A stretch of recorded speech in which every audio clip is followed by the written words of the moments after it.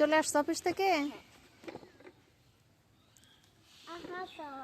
কি আনছো?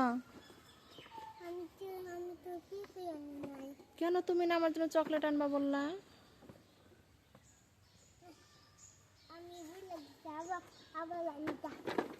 আবার যাচ্ছ আনতে? আচ্ছা তাড়াতাড়ি এসো। আশা পড়ছো অফিস থেকে? এবার কি নিয়ে আসছো আমার জন্য? দাও সানাসুর, দাও সানাসুর দাও। আর কি যেন আনতে বলছিলাম? না আরো অনেক কিছু আনতে বলছিলাম, তুমি মনে করে দেখো। টাকা নাই? কেন এত টাকা তুমি কি করলা?